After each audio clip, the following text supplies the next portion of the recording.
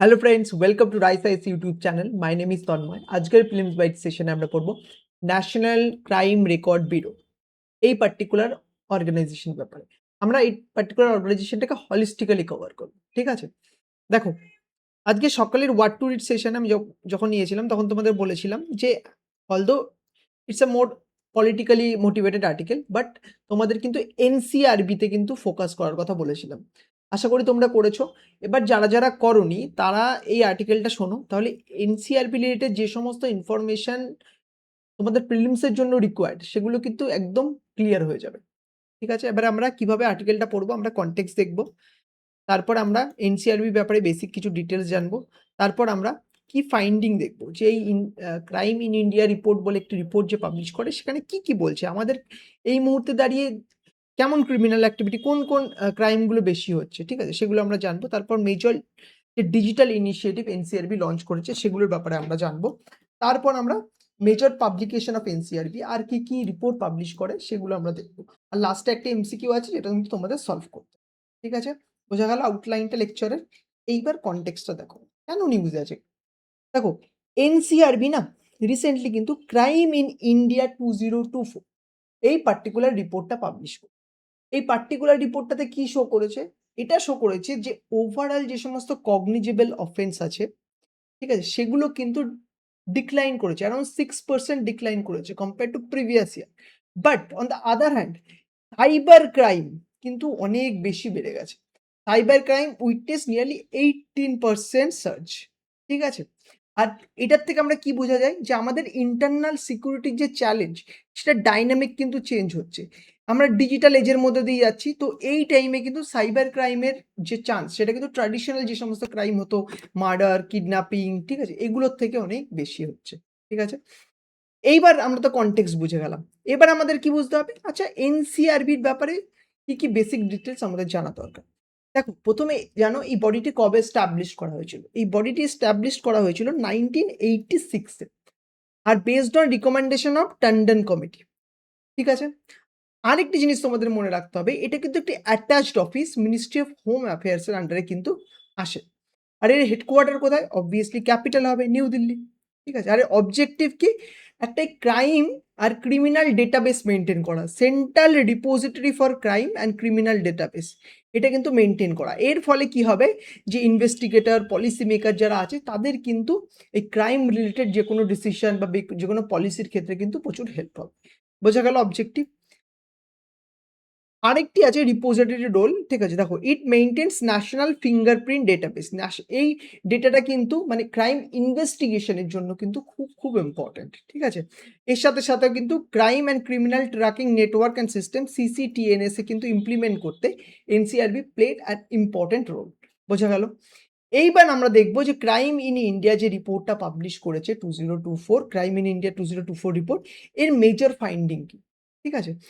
এই রিপোর্টের এই ডেটাগুলো যদি তোমরা বোঝো না, তাহলে বুঝতে পারবে যে আমাদের দেশে এই মুহূর্তে ক্রাইমের সিচুয়েশনটা কি, ঠিক আছে? অ্যাজ আ লে ম্যানও কিন্তু একটা কমন পারসন এ কিন্তু আমাদের এটা জানাটা খুব দরকার। দেখো, ওভারঅল যে ক্রাইম রেট আছে না সেটা কিন্তু ডিক্লাইন করেছে, ডাউন হয়েছে কম্পেয়ার টু প্রিভিয়াস ইয়ার। আর ওভারঅল ক্রাইম রেটের মধ্যে না কগনিজেবল অফেন্স, ঠিক আছে?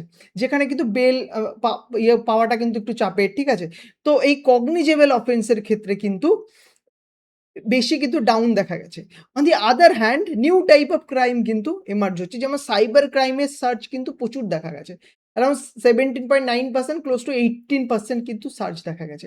আর এই সাইবার ক্রাইমের মধ্যে 72.6% হচ্ছে তোমার ফাইন্যান্সিয়াল খালি ফ্রড। ঠিক আছে? আমাদের আসে না যে ফোন-টোন বিভিন্ন যে ডিজিটাল অ্যারেস্টের যে সমস্ত উম আ আ ইয়েগুলো আছে, কল-টলগুলো আসে। আর প্লাস হচ্ছে দেখবে গভর্নমেন্ট অ্যাওয়ারনেস অনেক ড্রাইভও লঞ্চ করে যার সাহায্যে এগুলো ডিজিটাল অ্যারেস্ট রিলেটেড যে সমস্ত ফ্রডগুলো সেগুলো কিন্তু আটকানো যেতে সম্ভব হয়। বোঝা গেল? এছাড়াও ক্রাইম এগেইনস্ট উইমেন এটাও কিন্তু মার্জিনাল ডিক্লাইন দেখা গেছে অ্যারাউন্ড 1.5%। আর এখনো পর্যন্ত cruelty by husband and relative they played a important or the leading cause of reported violence against women, ঠিক আছে? এরপর আমাদের যেটা জানতে হবে ইকোনমিক অফেন্স। দেখো, ইকোনমিক অফেন্স কিন্তু বেড়ে গেছে, rose to around 4.6%। আর এটা ফর্জারি, চিটিং, ফ্রড এগুলো কিন্তু দেখা যাচ্ছে। স্টেট পারফরম্যান্স যদি দেখো তাহলে তোমরা দেখতে পাবে যে তেলেঙ্গানাতে কিন্তু মানে এই ক্রাইমের শার্প রাইজ দেখা গেছে। আর নাগাল্যান্ডকে বলা হচ্ছে লোয়েস্ট ক্রাইম রেট আছে নাগাল্যান্ডে। আর কেরালায় হচ্ছে হাই চার্জশিটিং রেট, ঠিক আছে? অ্যারাউন্ড 94.5%। ৩ টে স্টেট, নাগাল্যান্ড আর সেফেস্ট স্টেট হচ্ছে আ ১ম এ তেলেঙ্গানা দেখলাম শার্প রাইজ, নাগাল্যান্ড হচ্ছে লোয়েস্ট ক্রাইম রেট, ঠিক আছে? আর কেরালাতে হাই চার্জশিট রেট কিন্তু ফাইল করা হয়। আর যে সমস্ত মেজর ডিজিটাল ইনিশিয়েটিভ কি নেওয়া হয়েছে? দেখো এনসিআরবির দ্বারা সিসিটিএনএস crime and criminal tracking network and system, এই পার্টিকুলার যে সিস্টেম সেটা কিন্তু মেনটেন করা হয়েছে। আর এটা কিন্তু অ্যারাউন্ড 17,000 পুলিশ স্টেশনকে কিন্তু কানেক্ট করে। আর real time data entry of FIR, তো রিয়েল টাইমে কিন্তু এফআইআর এর কি ব্যাপার আছে, কোথায় কতগুলো এফআইআর রেজিস্টার হয়েছে সেগুলো কিন্তু রিয়েল টাইমে এই পার্টিকুলার সিস্টেমটার দ্বারা কিন্তু মনিটর করা যায়। আর এটা কিন্তু ইনভেস্টিগেশনে প্রচুর হেল্প করে। এছাড়াও দেখো ইন্টিগ্রেটেড ক্রিমিনাল জাস্টিস সিস্টেম, এই পার্টিকুলার ইনিশিয়েটিভটি কিন্তু এনসিআরবি নিয়েছে। এর মাধ্যমে কি করছে যে জাস্টিসের যে ৫টা important pillar, police, court, prison, forensic and prosecution, ঠিক আছে? তাদেরকে কিন্তু ইন্টিগ্রেট করা হচ্ছে যাতে যে ট্রায়াল প্রসেসটা আছে সেটা যাতে ফাস্টার হয়, ঠিক আছে? এছাড়াও দেখো ন্যাশনাল ডিজিটাল পুলিশ পোর্টালও কিন্তু এই এনসিআরবির একটা ইম্পর্টেন্ট ইনিশিয়েটিভ। এটা কি করে? সিঙ্গেল উইন্ডো ইন্টারফেস প্রোভাইড করে সিটিজেনদের যাতে তারা ক্রাইম রিপোর্ট করতে পারে, ঠিক আছে? ন্যাশনাল ডিজিটাল পুলিশ পোর্টাল, ঠিক আছে?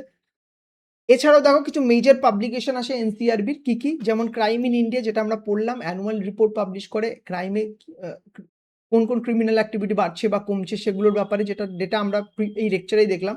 এছাড়াও accidental death and suicide in India, এই পার্টিকুলার পাবলিকেশনটা করে। প্রিজন স্ট্যাটিস্টিক্স করে অ্যান্ড ফিঙ্গারপ্রিন্ট ইন ইন্ডিয়া, ঠিক আছে? তো এইগুলো এই 4টে কিন্তু ইম্পর্টেন্ট পাবলিকেশন যেটা কিন্তু এনসিআরবি পাবলিশ করে থাকে। তাহলে বেসিক ডিটেলস তোমরা বুঝতে পারলে যে আমরা অরিজিন থেকে শুরু করে তার যে রোল এই আমাদের ক্রিমিনাল জাস্টিস সিস্টেমে সেটাও কিন্তু আমরা দেখলাম। এইবার এই প্রিলিমসের যে প্র্যাকটিস এমসিকিউটা আছে, স্ক্রিনটাকে পজ করো, কোয়েশ্চেনটাকে সলভ করো। Consider the following statement regarding national crime record bureau NCRB, ঠিক আছে? সলভ করো, সলভ করে বলো এর আনসারটা কি হবে আর কমেন্ট সেকশনে যেয়ে আমাদের জানাও। Okay, thank you so much for attending this particular discussion and all the very best for your upcoming prelims exam. Thank you.